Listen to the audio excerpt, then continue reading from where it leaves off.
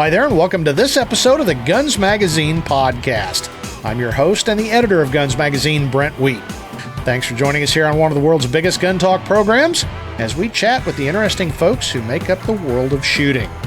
One of those interesting folks is Joel Kolander. He works for the Rock Island Auction Company, and they've got a really great sale coming up that includes, these are my words, one of the coolest rifles ever found. So I'm going to talk to Joel in just a second. Before that, I would like to remind you, please like and subscribe so you can become a member of the Guns Podcast family and help support what we're doing.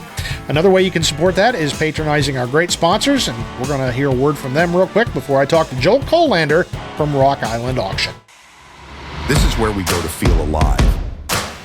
This is primal. This is where we go to train. This is tactics. This is where we take it all the way. This is conquer. This is who we are. This is what we do. This is Right On.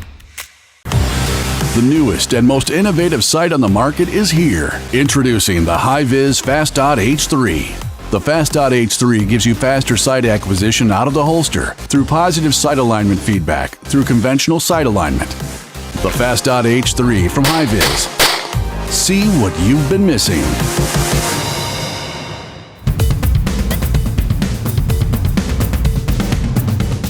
Well, good morning, Joel Kolander. Good morning, sir. Good to be here with you. Well, I appreciate you joining us. This is a first for the Guns Magazine podcast. We are talking to Joel. He's from Rock Island Auction. And I'm going to say, I already apologized to Joel once before I hit record, but I'll probably say Rock Island Arsenal or Armory at some point. I can't help it, but I absolutely we're thrilled to death that Rock Island Auctions is here, and you guys got some really cool stuff coming up. So, Rock Island Auctions, people may have heard of them, they may have seen them in the gun media. Tell me a little bit about the company and kind of what they do, even though I think most folks can work out with the name. Sure. Well, we were founded in 1993. We've been in business since then. And since about 2003, we are the largest firearms auction house in the world by a substantial margin. When it comes to the best collector firearms in the world, that's what we do. We're who you go see. That's also what we're most famous for. But right off the bat, we could say that we also sell things for collectors of all levels. So we do have our premier auctions. That's the kind of creme de la creme of the gun collecting world. The famous ones you hear about, those results. But everything from military surplus, everyday carry, and everything in between those two spots. So all things to all collectors. Also a lot of edged weapons, a lot of military artifacts, etc. Very cool. Well, I got to admit, I'm a little amazed.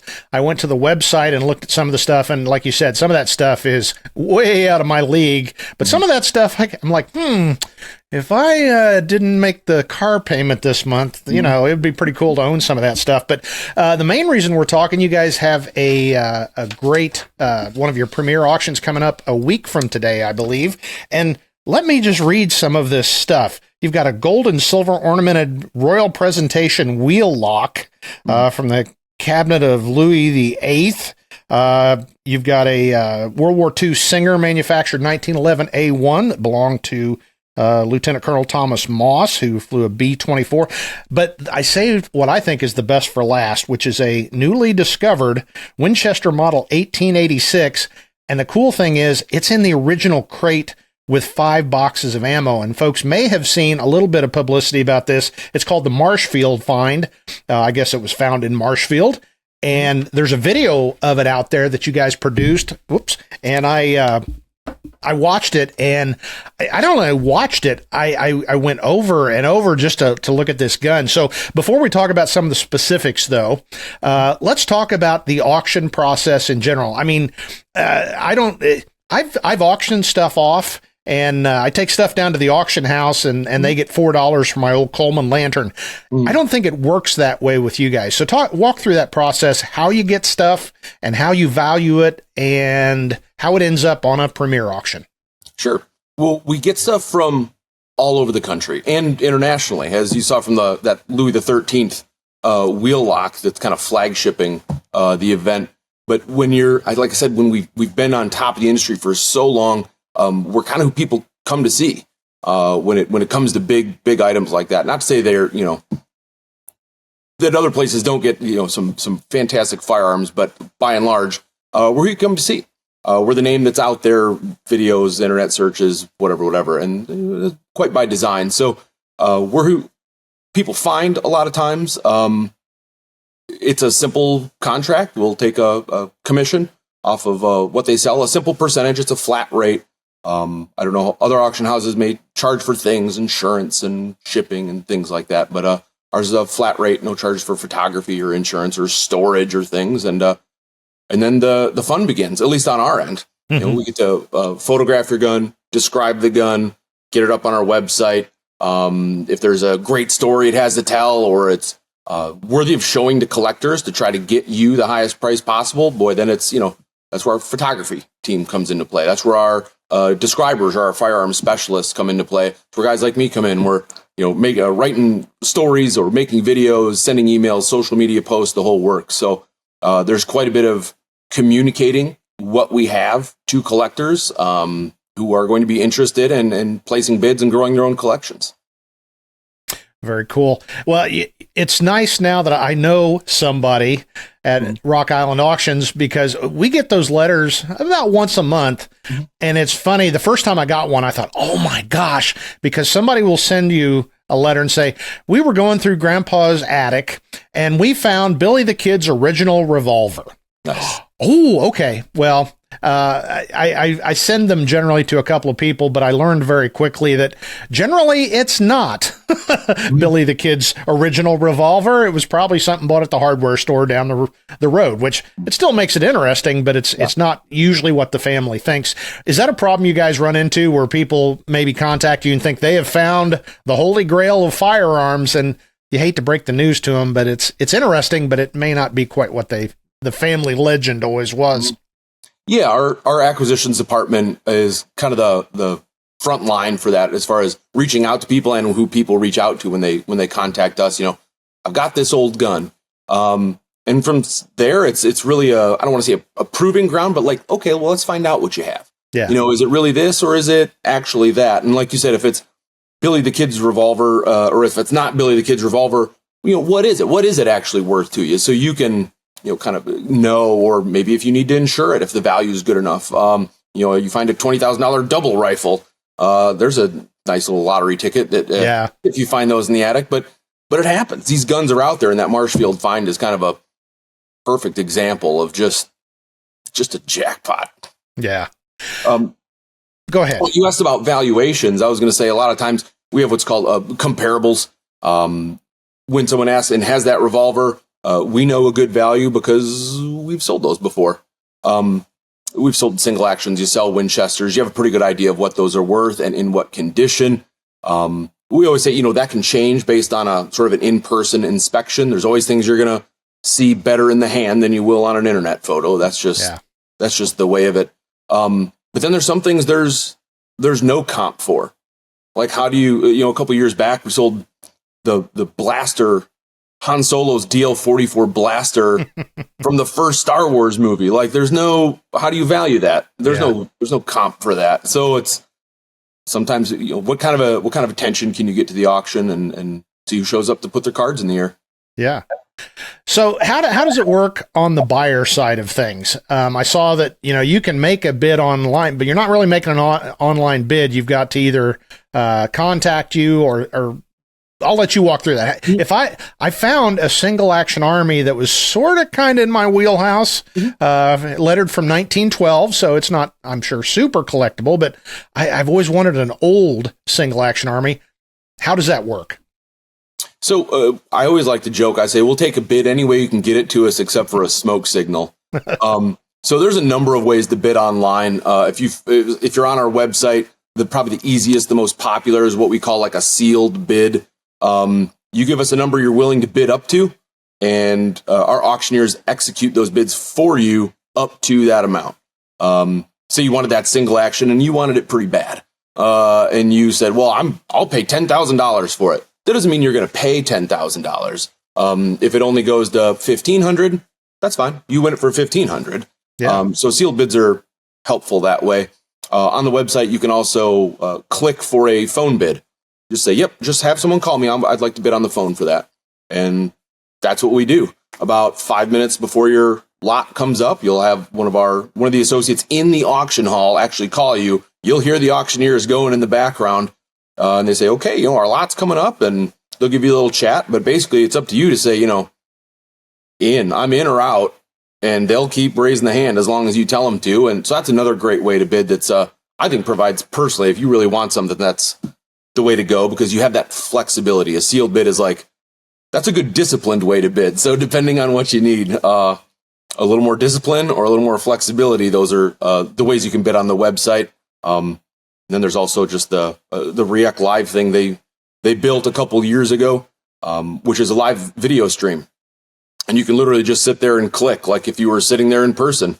You have somebody like me sitting on the other end of the computer, and when I see you've bid, I'll raise my card for you, and you can win that way. So those are just the online ways. So it's, like I said, just about any way you can think of that's not smoke signals, they'll get a bid in for you. Well, I've never attended a fine gun auction in person. Is it like James Bond, where all these well-dressed people are doing this, or is it more like guys like me saying, yeah, I'll bid that? Absolutely. And throwing a card in the air, we try to make it a lot of fun. We like to say we're a service for our consigners, but an experience for the buyers. It's got to be fun.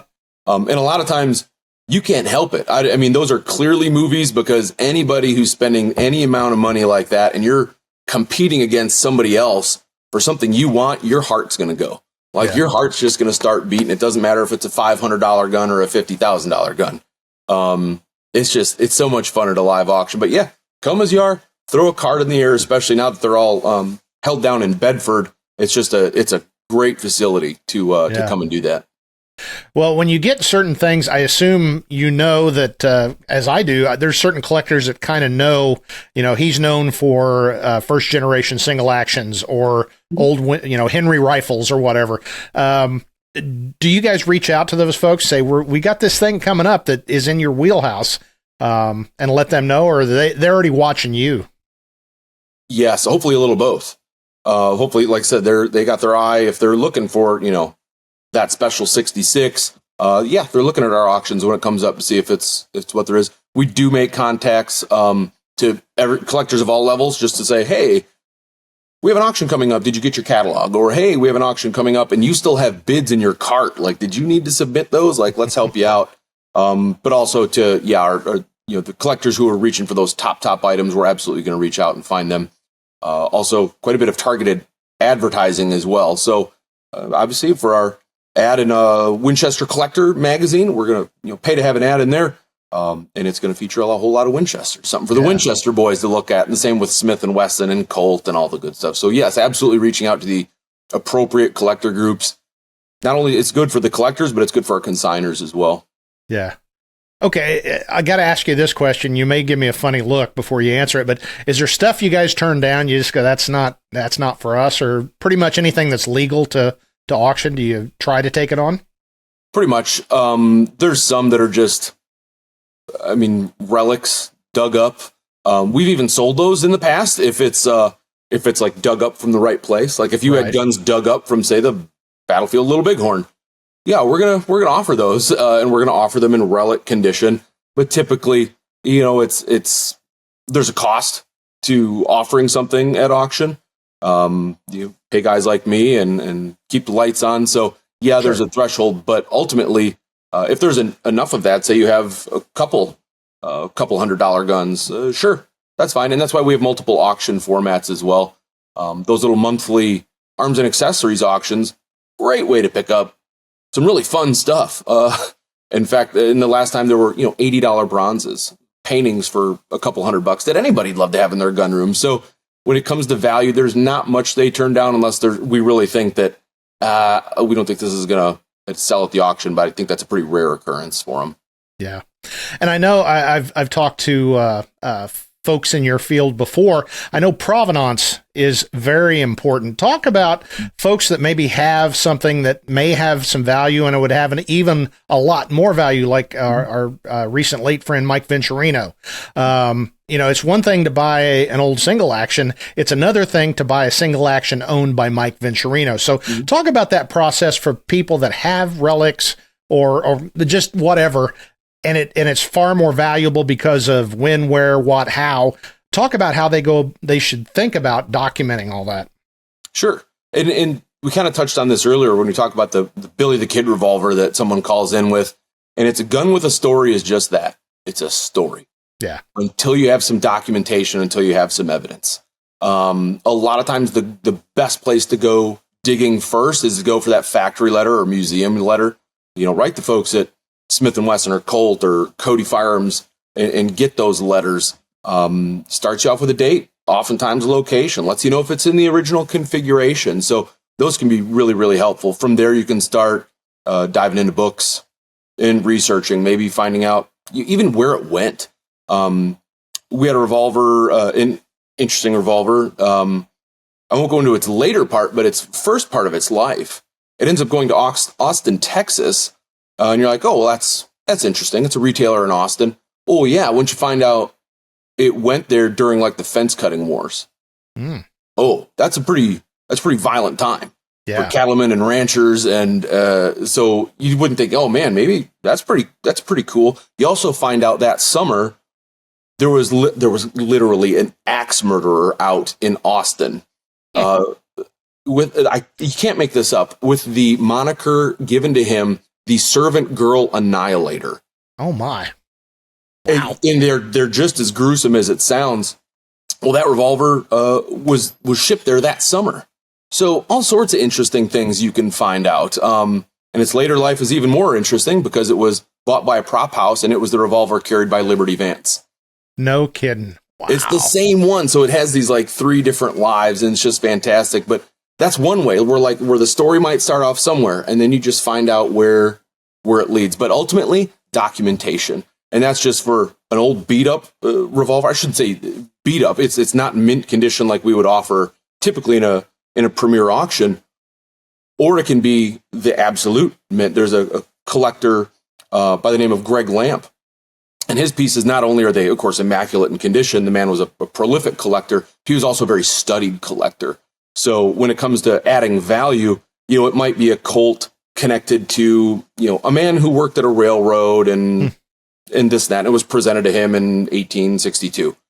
He might not be anybody important, but Greg Lamp had a binder on it like this thick, talking about the guy's biography, where the gun was, what he did.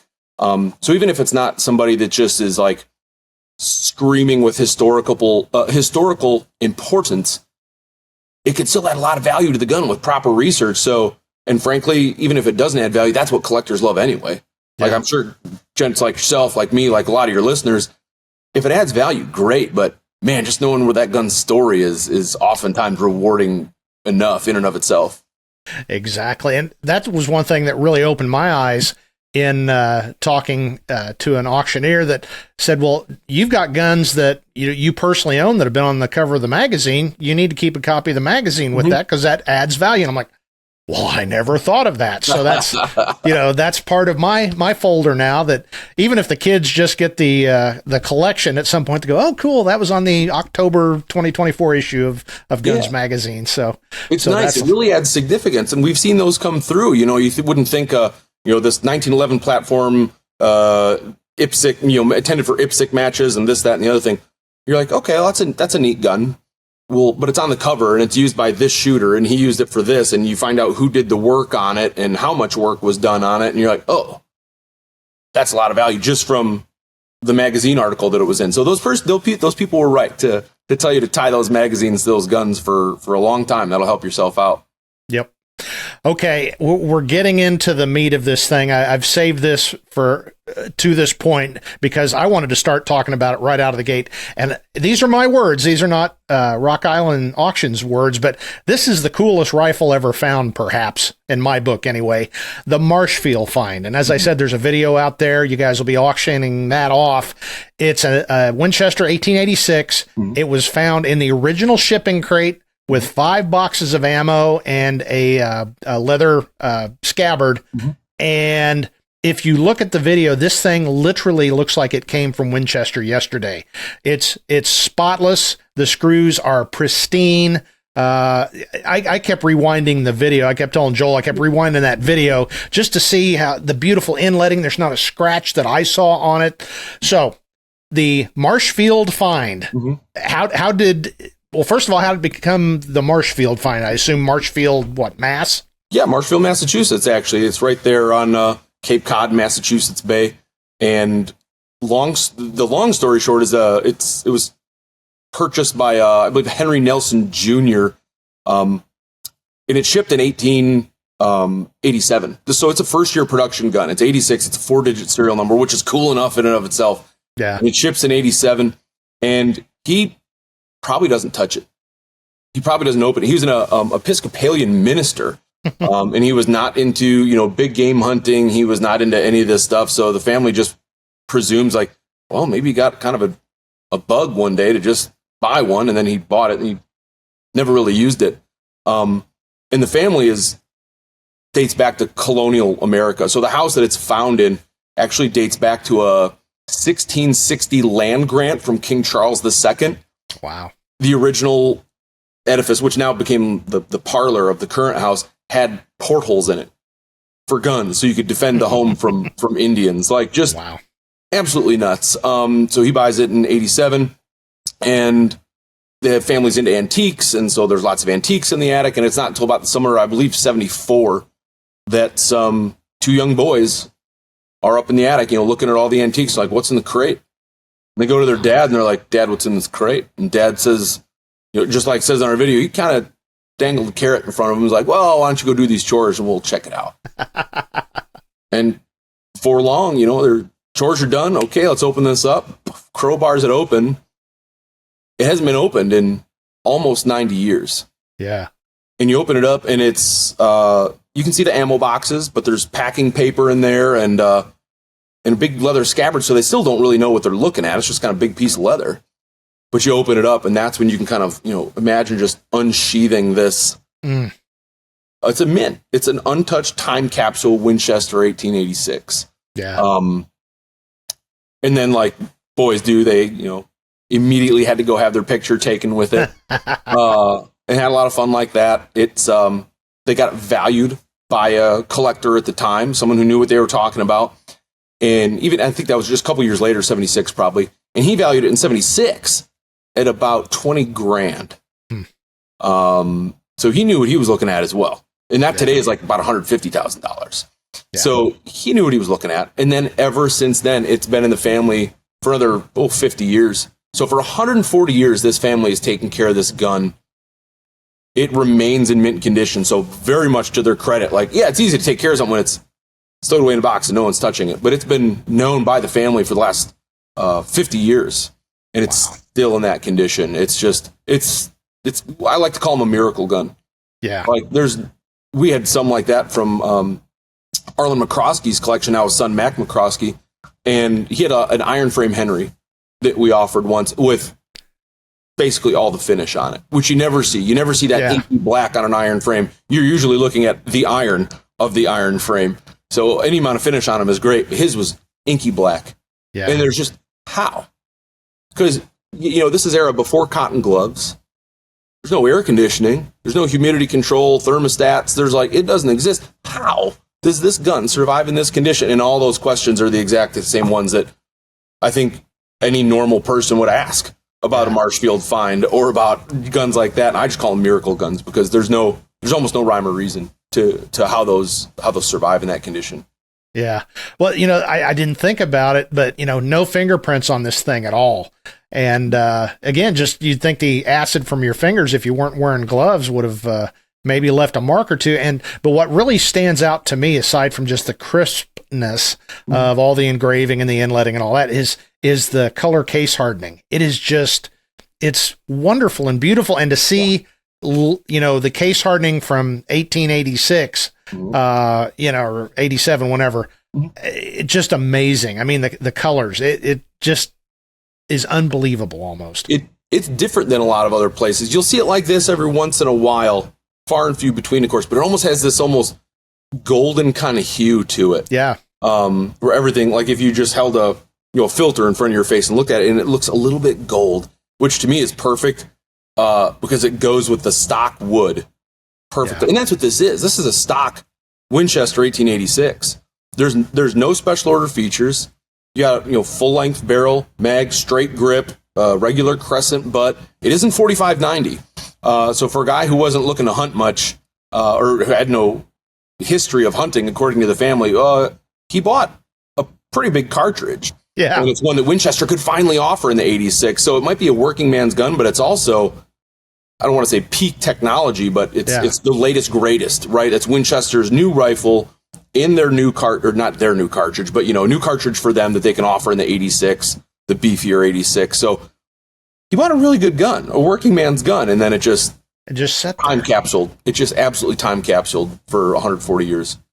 Well, just thinking about it, if you want, I would hope they would never separate all of it, but just 5 boxes of factory brand new, untouched 45-90.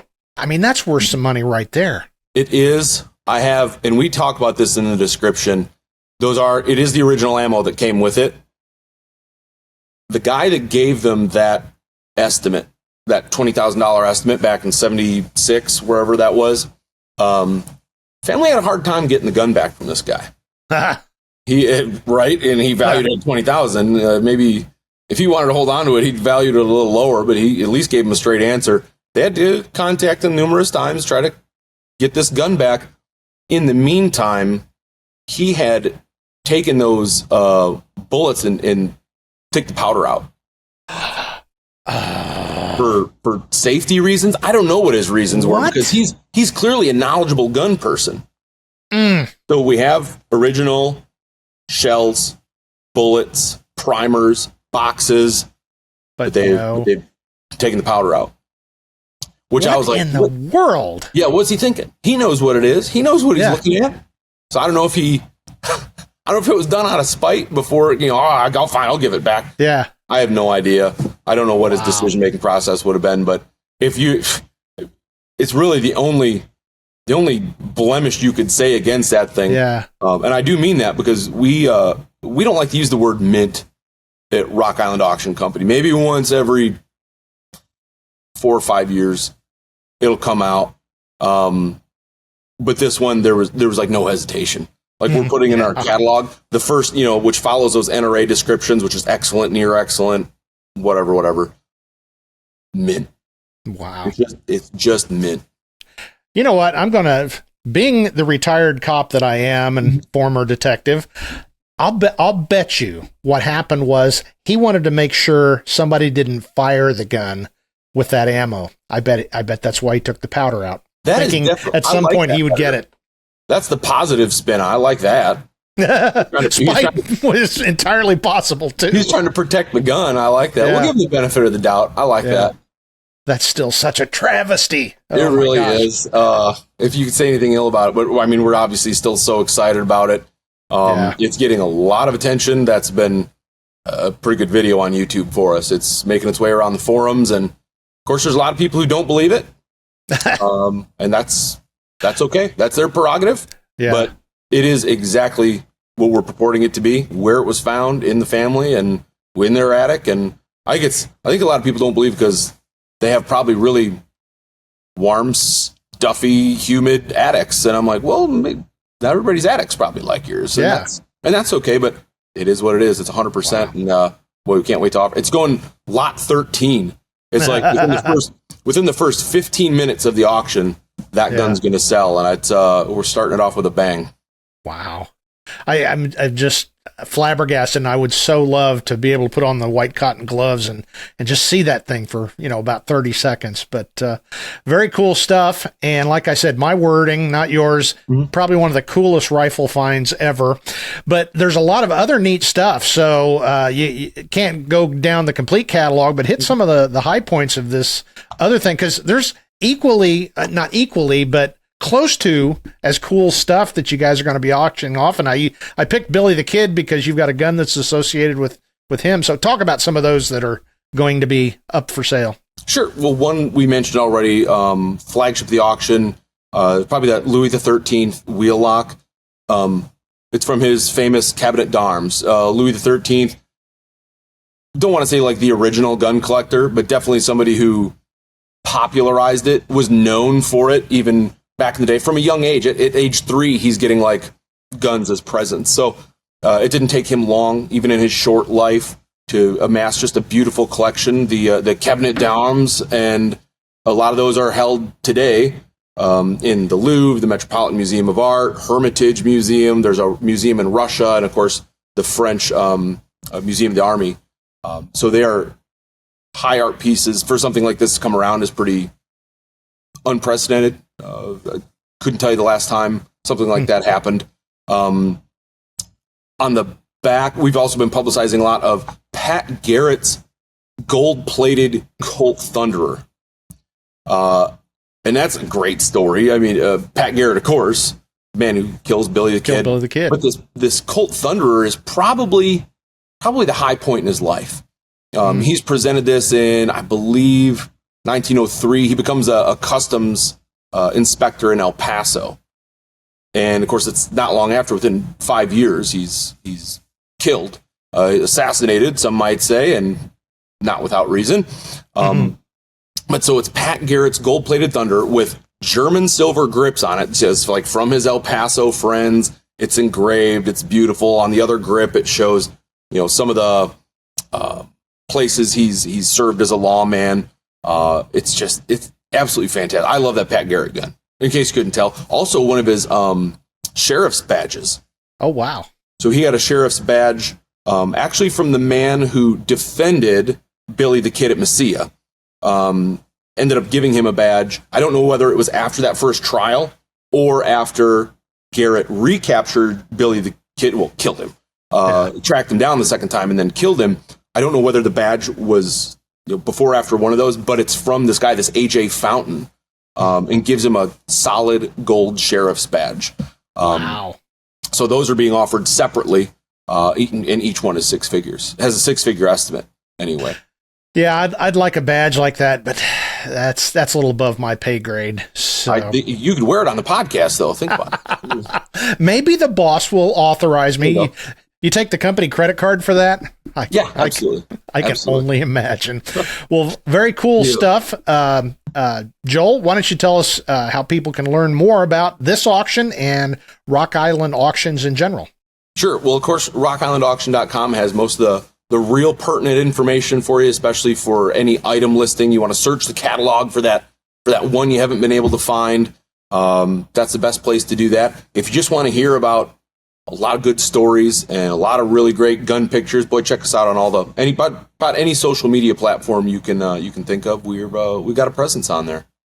Very cool. Well, I got to admit, when I went down the auction listing, there was excess saliva getting on my keyboard, so you may want to put some plastic wrap over your computer before you browse it, because it's extremely cool. So we'll provide a bid for you if you come to the preview day. You mentioned wanting to hold that Winchester the day before the auction, August 22nd, open to the public from 10 to 6. And that's exactly what it's for, is to come put your hands on stuff like that and learn. And you don't have to be a bidder. That's not required. We just want people to come, get excited about collecting, learn something about these fantastic pieces, and come see us in Bedford. Cool stuff. Well, Joel Kolander from Rock Island Auction, and I didn't say it wrong once, I don't think. So that's amazing. Well, Joel, we really appreciate you joining us, and we'll make sure we have you again on the Guns Magazine podcast. So thanks. Thanks very much, sir. Well, it was great talking to Joel Kolander from Rock Island Auctions, and who knows, you might see me putting a bid on something on August 23rd, 2024, or then again, maybe not. After all, I am a journalist, so I'm sure they've got something for everybody, and check that out at rockislandauctions.com. Well, before we go, a couple of housekeeping things. Make sure you check out our great sponsors of the Guns Magazine podcast. The 3 Tactix PRD and MPRD provide you a constant, reliable aim point that keeps you on target. Learn more at ritonoptics.com. Riton. See the difference. I'd also like to remind you to check out our great sister publications, American Handgunner Magazine at AmericanHandgunner.com and AmericanCop.com. Also, if you haven't already, make sure you like and subscribe the podcast. That makes you part of the Guns Magazine family, and it's how you can really support what we're doing here. Well, that's it for this episode of the Guns Magazine podcast. On behalf of all my coworkers who work so hard here at FMG Publications, I'm Guns Magazine editor Brent Wheat, reminding you yet again, now get out there and get shooting.